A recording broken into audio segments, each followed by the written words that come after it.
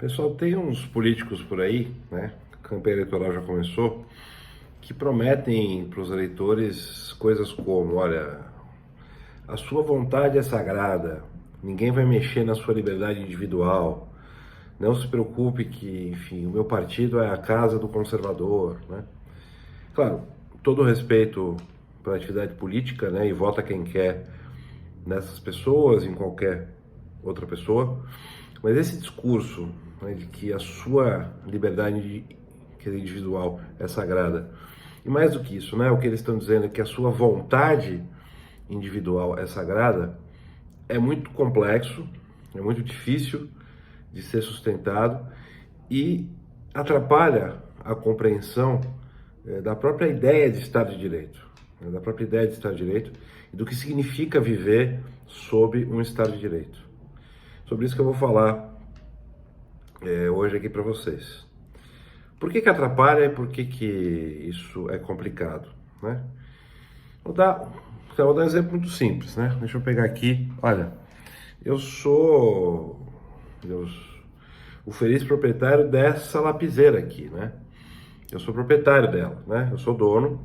Isso significa que eu, a princípio, no raciocínio de senso comum, eu posso fazer o que eu quiser com ela.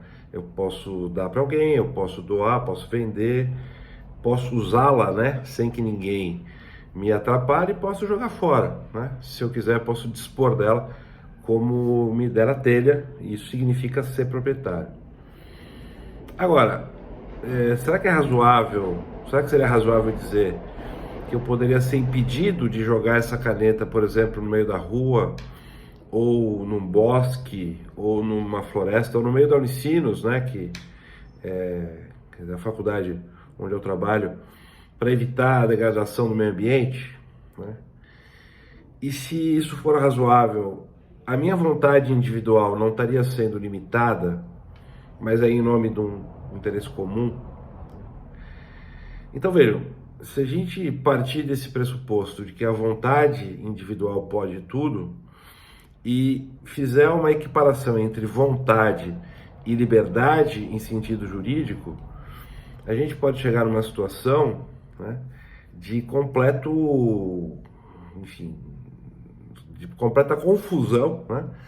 Porque nem sempre a minha vontade individual é compatível com o interesse coletivo e nem sempre a minha vontade individual é compatível com o interesse de outras pessoas, né? De outros seres humanos, né?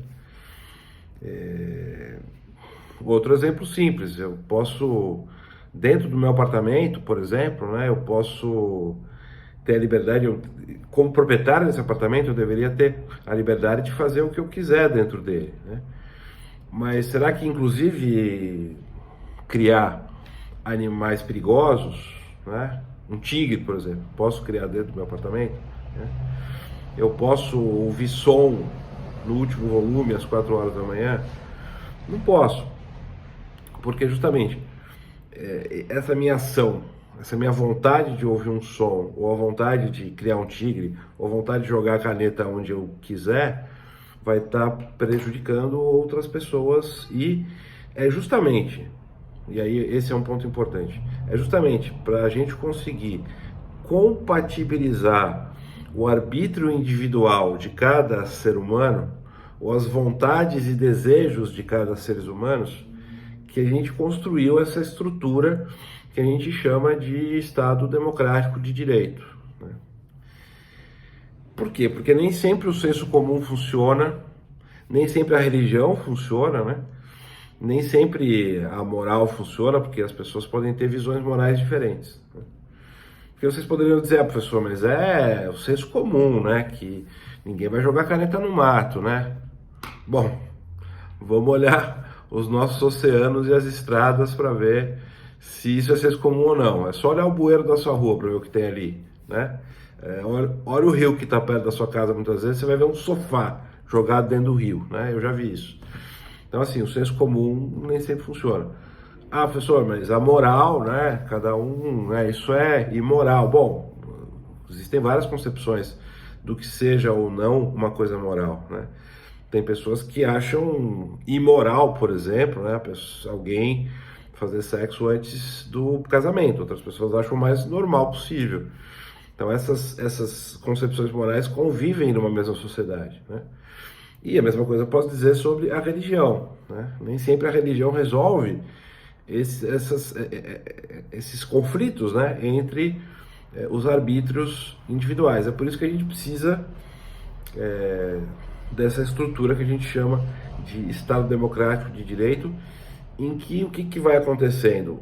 Os cidadãos e as cidadãs, em um processo de debate aí com a participação dos seus representantes, vão construindo, né, normas jurídicas, leis e depois decisões judiciais, que tem como um dos seus principais objetivos justamente compatibilizar os vários arbítrios privados e aí construir, a partir dessas tentativas, um conjunto de liberdades, né, que não podem ser concebidas como sinônimo da minha vontade. Liberdade não é vontade individual. Eu tenho vontade, eu tenho vontades, eu posso dizer aqui para vocês, que são inconfessáveis, né?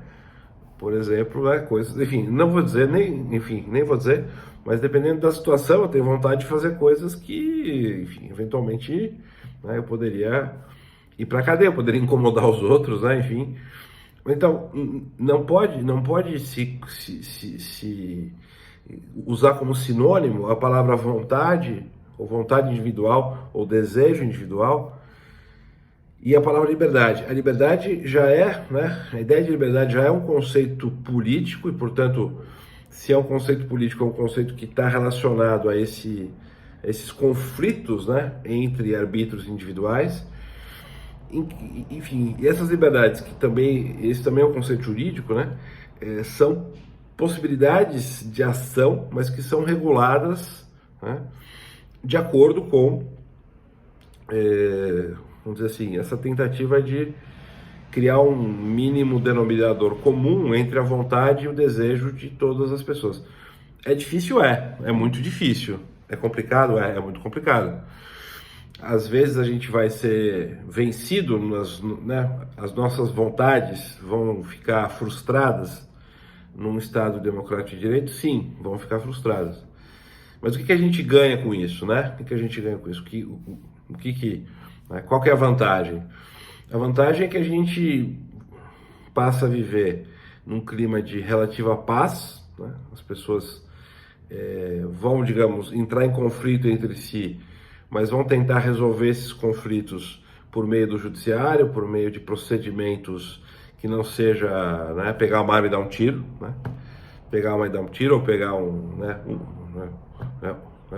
pedaço de pau, né, e dar um tiro.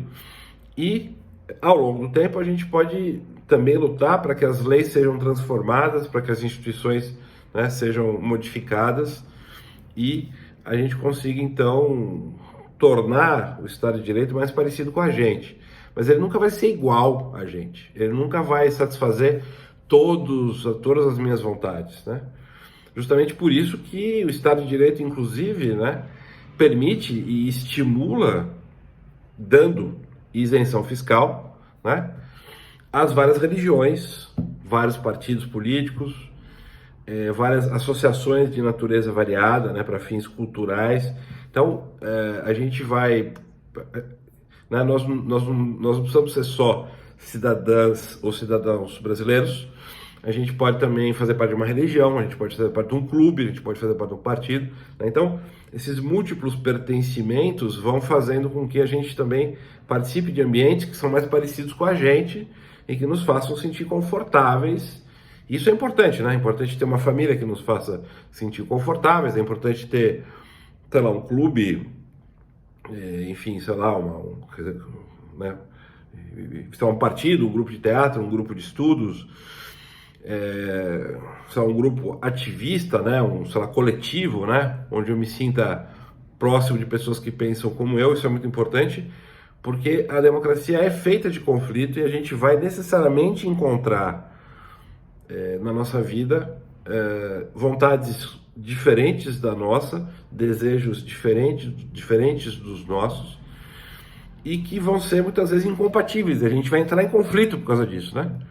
Então é bom ter algum lugar para voltar ali, a família, o clube, né, o seu, sei lá, partido, né?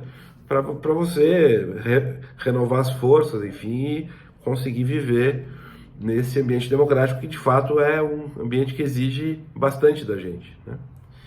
Agora, a alternativa à democracia, como eu falei, ou é a violência, ou é um grupo só tomar o poder e impor a sua verdade a todo mundo. E aí, se você der a sorte de estar entre a maioria, talvez você fique feliz, né?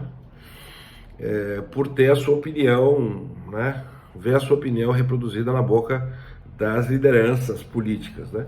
Mas se você for um grupo minoritário, se você discordar de alguma coisa, num regime como esse, ou você vai ser excluído, ou você vai ser morto, ou você vai ser preso, né? Que é o que normalmente acontece em regimes autoritários, né? Então é isso, pessoal. Tomem cuidado com essas promessas de proteção à sua vontade e a sacralização, né, da sua própria vontade, porque ela pode ter consequências que eu acho que nem você que acredita nisso gostaria de ver, enfim, acontecendo no mundo real. Ou se você gostar, aí realmente temos um problema, né? A gente precisa, né, espero que com esse vídeo e com outras interações que você faça ao longo da sua vida, você mude as suas ideias e veja as vantagens, né, de viver num sistema democrático e em meio ao conflito, né? Porque também tem esse aspecto do conflito, né? O conflito tem um aspecto de ampliar a nossa visão de mundo, né? De fazer com que a gente veja coisas novas, que a gente mude de opinião, né? A gente repense coisas que a gente pensava, né? Quando eu era mais jovem, por exemplo, eu era bastante diferente do que eu sou hoje. Não tão diferente, mas grande parte. Assim, boa parte do que eu pensava sobre política mudou bastante, né? Eu tenho hoje muito mais convicção da importância do Estado Democrático de Direito, por exemplo, do que eu tinha quando eu tinha, sei lá, 18 anos.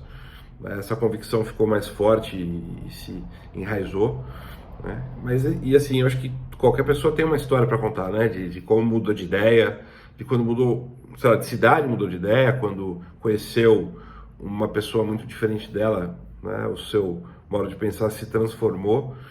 E essa transformação muitas vezes começa com um estranhamento, com um conflito, com um incômodo, né? Com até uma briga, né? E aí você descobre que aquela pessoa que você brigou, na verdade, você acaba se apaixonando por ela, ou aquela ideia que você achava tão absurda, de repente ela começa a fazer sentido, né? Isso acho que é uma das belezas, né? Eu acho que é uma das coisas mais interessantes e mais, enfim, que geram prazer na convivência democrática.